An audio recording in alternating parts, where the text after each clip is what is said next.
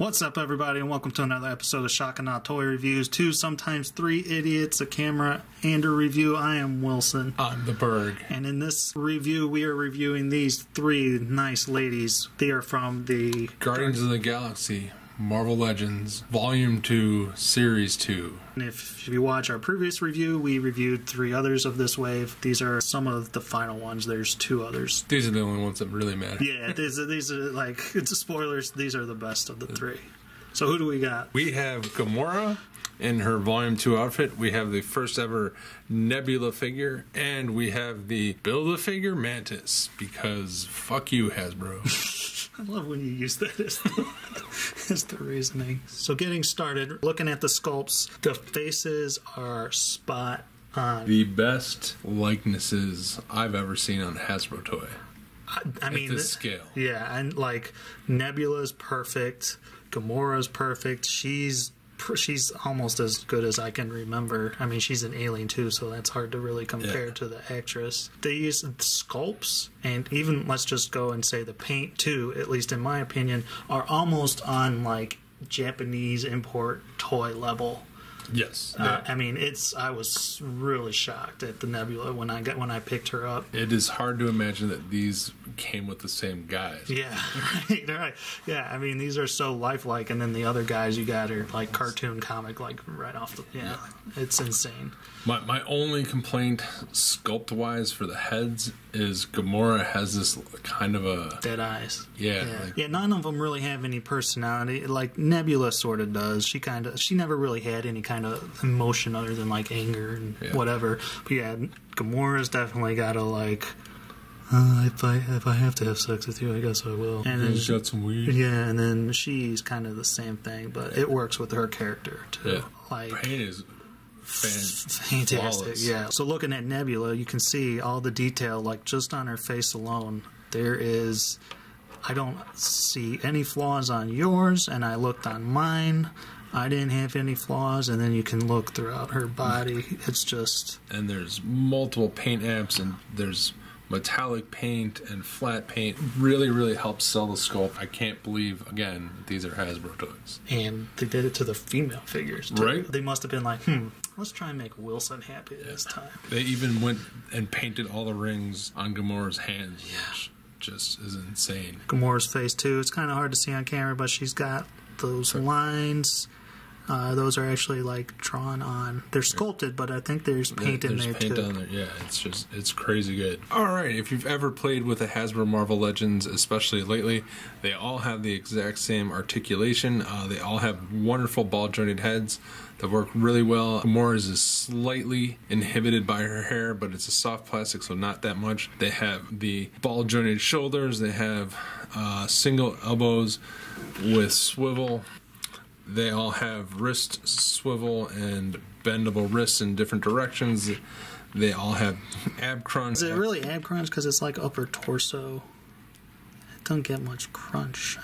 Whatever. If that's what you call it on a female figure, then yes. They all have an upper torso joint. Nebula has a waist joint. They all have ball jointed hips, swivel thighs, double jointed knees, and they all have the cool rocker ankles that Hasbro made a while ago. Also want to point out that Mantis has boot cut, so you can swivel her feet around. They all have pretty decent range, so you can get any pose that you'd want from the movie. Again, Gamora is slightly restricted just because of her coat, but not much. It's very soft plastic. It's really nice. I do find, and I should have probably mentioned this earlier, but like this piece is loose, this belt piece on her, and that kind of gets in the way sometimes. I don't know why. But I mean, it helps that it moves out of the way, but it's just kind of annoying. They do all have smaller feet, even with the rocker ankles and stuff. Getting them to stand can be very difficult. And Mantis's hips are also a little restricted because of her skirt thing. Yeah. It does not move. So there you go. Yeah, they move pretty good. So for the 1 foot test, as you can see, Gamora and Nebula pass it pretty easily. Mantis, we've been having trouble, and she causes disaster. Ouch. As far as Gamora, she comes with her giant gun that was in the movie.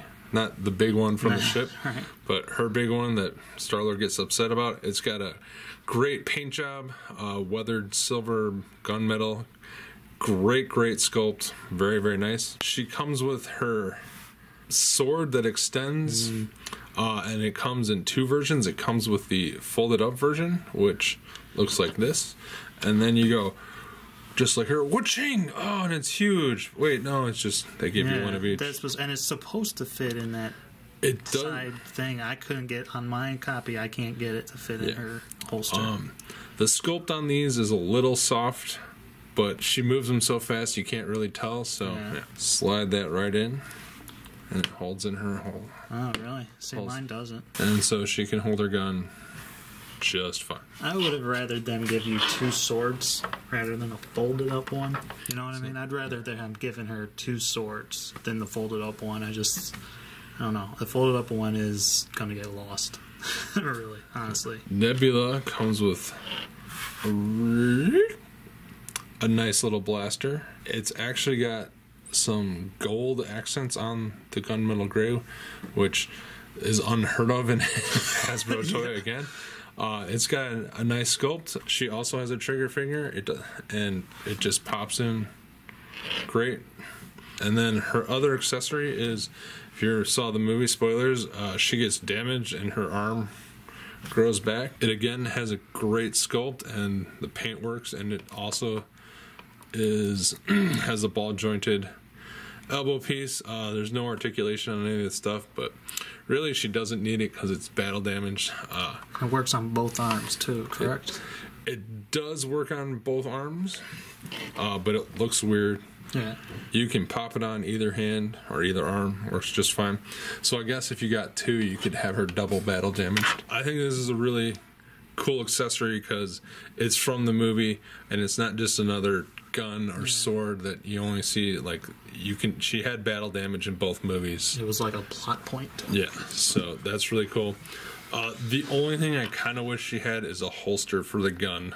Yeah, good point. Alright, just for some size comparisons, we got who? Movie Star-Lord, Deathshead, Mary Jane, and Damian Wayne. They're all about the same height. She's taller, but she's the only one actually wearing heels or has bigger heels. They look perfect as far as I can tell. To me, the movie characters all scale together, but any comic book character like this, minus the Mary Jane, doesn't work. Like, I don't even think Star-Lord works with Adam Warlock.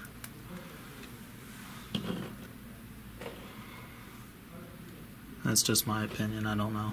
As always, now, Scorponok's crotch that you can't even make out. Yeah. That's what happens when you got big. So, down to the bottom line on these fine gals. As always, we will do them each individually. I will start, and this is easy for me. They all get 4.5 across the board. I especially love Nebula. I think the other two are great. My second favorite would probably be Mantis, followed by Gamora. I think we both agree on the face thing. My biggest issues are, as with most of the female sculpts, the tiny feet make it extremely hard for them to stand, and for some reason it seems like this set of females particularly have a problem with it, the worst being Mantis. Nebula's little waist thing here is a little irritating to me. And the final thing, which bumps these down a notch, especially these two, Gamora and Nebula, is their ankles were so tight. And I moved my Nebula, was just trying to move her foot up and down, and one of them just snapped off because it was just tight. And I remember you moving yours, and yours was tight too. So it's clearly a common issue. It's not just like a one and done kind of thing. It's because of the ratchets. The ratchets are too tight. I mean, that's not good, especially when you have those thin ankles with the thin peg in there, and that's bad news. But other than that, they look great. You know, they do what you need to in terms of articulation. I'm amazed Hasbro did these. Hopefully they will continue this kind of quality on more stuff than just the movie lines. because I'm not a huge movie line collector. And my final thing, she shouldn't be a Build-A-Figure. She should have just been made her individually. Take one of the shitty comic book characters or the shitty Star-Lord away and just give us her, because she's not even oversized or anything like that. I am going to give Mantis a 4, Nebula a 5, and Gamora a 4.5. Okay. Mantis would get a 5, but like you just said, she's a Build-A-Figure. Yeah. I 100% understand why they made her a Build-A-Figure, because if they made her a regular figure, we would never see the end of Mantis. Oh, do you think she'd clog the shelves? She would clog the shelves. Really? Yes. So, because I've heard a lot of people saying, oh, we need to, like, they want the Build-A-Figure Mantis. Do you think it's just because they made a Build-A-Figure and people need to have They that? just want Mantis. It's not because it's a Build-A-Figure. Oh. But you still think she'd clog the shelves? I think if there was a Mantis in every case, Yeah. yes. Okay. Fair enough. Because you're going to get the 5 guys, who want to buy Mantis, and then you're going to have the 2,000 people who are like, fuck, I just want Star-Lord. Yeah. Okay. That makes sense. Otherwise, yeah, I love them.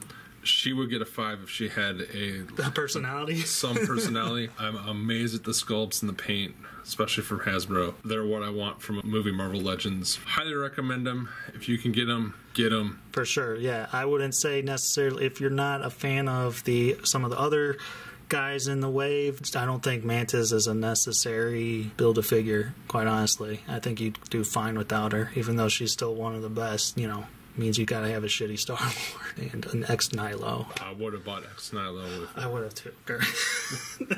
I'm just saying, the majority of people, I think, if they had to choose, I don't know, I'm taking a guess, but what do we know? We're shock and awe as 2 idiots, right? So that's been it for this episode. Subscribe, comment, thumbs up, thumbs down. As always, in the show notes is all the social media, wherever you can find our cool stuff. We'll even try and do mini reviews on the Facebook page. And until next time, Mr. Berg. Go frack yourself.